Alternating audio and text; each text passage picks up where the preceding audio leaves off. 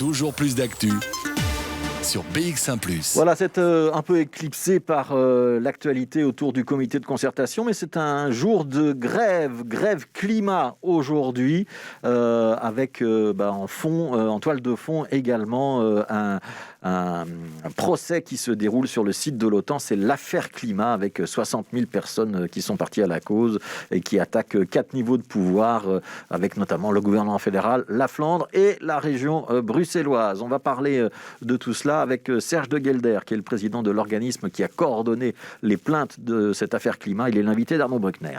Serge de Gelder, bonjour. Bonjour. Donc vous êtes le président de Klimatzak, donc qui est à l'origine de l'affaire climat qui est en train de se plaider ces jours-ci. Est-ce que vous pourriez tout d'abord peut-être en quelques mots nous rappeler, pour ceux qui n'auraient pas suivi, qu'est-ce que c'est l'affaire climat? Klimatzak, l'affaire climat, oui, c'est donc une action citoyenne qui vise à contraindre les autorités belges à respecter les promesses qu'elles ont faites au niveau international et national en matière de climat. Et on essaie de contraindre par le biais des tribunaux qui respectent ces engagements et qui protègent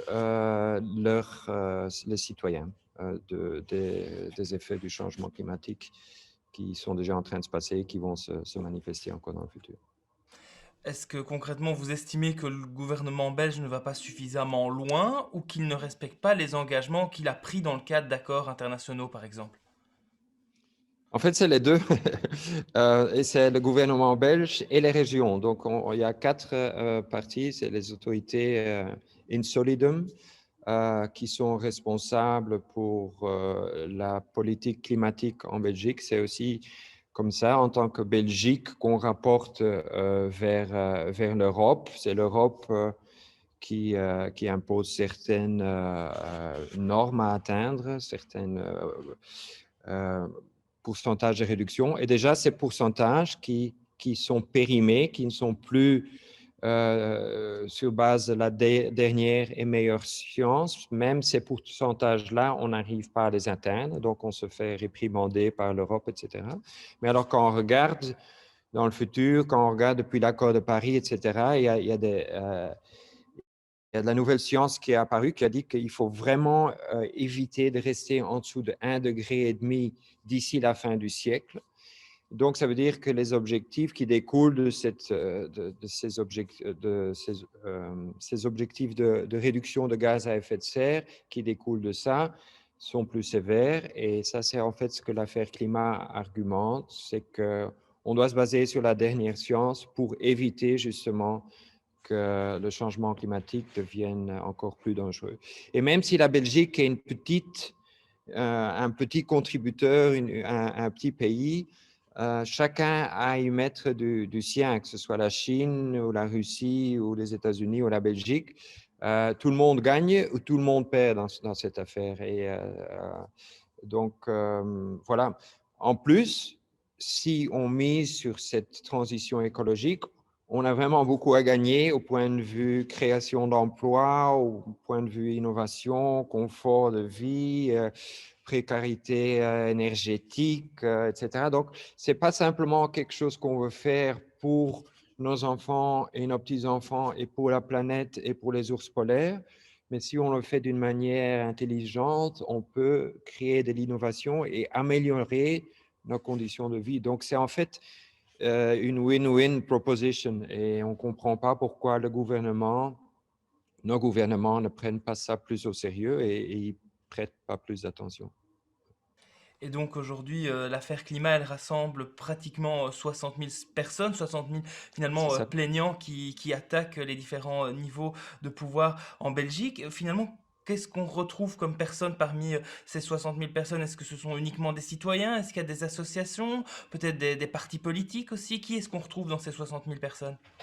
Oui, c'est une bonne question. En fait, l'affaire climat a commencé il y a plus de 6 ans déjà, le 1er décembre 2014, avec 11 personnes qui étaient soucieuses d'y faire quelque chose. Et depuis, ça a grandi. Maintenant, on est à 63 000 ou même plus qui nous supportent, dont 58 000 sont vraiment des co-demandeurs d'un point de vue légal. Donc, c'est important de se rendre compte. Ça, c'est pas simplement mettre son nom sur une pétition dans une rue commerçante. C'est vraiment vous et moi et d'autres personnes qui, en propre nom, font un procès en justice contre nos gouvernements. Donc, ça, il faut pas dire quelle est l'importance que les gens attachent à ça. Ce sont pas, ces co-demandeurs sont tous des personnes privées. Donc, c'est pas des associations, c'est pas des partis politiques, etc. Par contre, ceci étant dit, c'est vraiment une tranche de la société belge. On a des gens de Arlon, on a des gens de Knock, on a des jeunes, on a des gens qui sont pensionnés, on a des millionnaires, on a toutes tranches de la société sont représentées. Et c'est ça qui en fait vraiment un procès unique, parce que c'est de loin le plus grand procès qu'on n'a jamais vu en Belgique, mais c'est aussi le procès le plus large. C'est pas simplement une classe de gens qui ont été dupés parce que voilà, leur voiture ne marche pas ou ils ont un problème avec une banque. C'est vraiment, ça touche non seulement toutes les couches de la société, mais aussi ça a à voir avec la manière dont on va vivre, organiser nos villes, notre nourriture, etc. Tout est possiblement impacté. Si ça ne marche pas bien, si on a des problèmes avec le changement climatique, on a des problèmes au point de vue agriculture, l'intégrité du territoire, hein, ce qui se passe à la côte, les couches d'eau, etc. Donc, c'est vraiment très, très large comme représentation, mais c'est aussi, ça touche tout le monde si on rate notre opportunité à ce niveau-là. Et alors, le fait d'attaquer les autorités, est-ce qu'on est plutôt dans une démarche symbolique ou est-ce que selon vous, est-ce que la justice pourra, si bien sûr vous gagnez ce procès, pourra réellement contraindre les autorités à prendre des mesures? Donc est-ce qu'on est dans du réel ou plutôt du symbolique? Pas du tout du symbolique. C'est une très bonne question. Et c'est une question que beaucoup de gens se posent, mais ce n'est pas du tout du symbolique, Arnaud, parce qu'on a vu, par exemple, aux Pays-Bas, où c'était le pays qui était le premier, en fait, à gagner ce genre d'affaires. C'est aussi Roger Cox, le père spirituel, disons, de l'idée de cette action qui a mis l'affaire aux Pays-Bas en route, qui est aussi relié à notre équipe ici.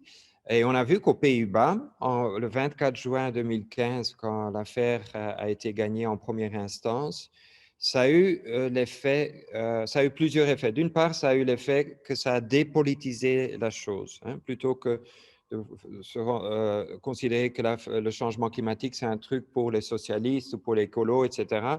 On s'est rendu compte que finalement, ça touche à l'idéologie de toutes les parties. On peut s'occuper des plus faibles, on peut stimuler l'innovation et les entreprises, on peut s'occuper de la planète et la création. Donc, peu importe l'idéologie. Et le résultat en 2015 du rendu du juge, du jugement aux Pays-Bas, a fait que les partis politiques se sont rassemblés et plutôt que dire est-ce que oui ou non on doit atteindre X% de réduction, ils se sont dit bon, on se met au boulot, on retrousse les manches et on va tous ensemble travailler sur comment est-ce qu'on va organiser ça, comment est-ce qu'on va planifier, comment est-ce qu'on va financer, etc. Et ils ont incrusté ces objectifs dans une loi climatique. Donc, peu importe les partis au pouvoir dans le futur, ils ou elles seront tenus à respecter cette loi et à l'implémenter. Donc, ça a eu un impact vraiment significatif. Ils ont aussi prématurément fermé une centrale d'énergie au charbon, très polluante, qui venait de juste d'être avoir un permis. Et donc, il y a eu vraiment des résultats. Ça ne veut pas dire que les Pays-Bas, maintenant, tout est réglé et qu'ils sont zero carbon, mais au moins, ils sont dans la période de chantier. Qu'est-ce qu'on va faire? Combien est-ce que ça va coûter, etc. Et on a vu que depuis, il y a eu les Pays-Bas, maintenant, il y a eu l'Irlande, et plus récemment, en février, il y a eu l'affaire du siècle, notre affaire à tous, en France. Donc, c'est certainement pas une affaire symbolique. Et de plus en plus, il y aura des pièces domino. Et on espère que la Belgique, ça va être la 4e pièce domino en Europe qui tombe. Et qu'à ce moment-là, peut-être qu'il y aura un mouvement qui va vraiment aller vers l'Europe pour dire, bon, il faut qu'on s'y mette à une autre vitesse. Serge de Gueldereux, on le rappelle, donc vous êtes le président de Climatzak, donc qui est à l'origine et qui coordonne finalement cette action d'affaires climat devant la justice ces jours-ci. Merci à vous. Merci Arnaud. Bonne journée.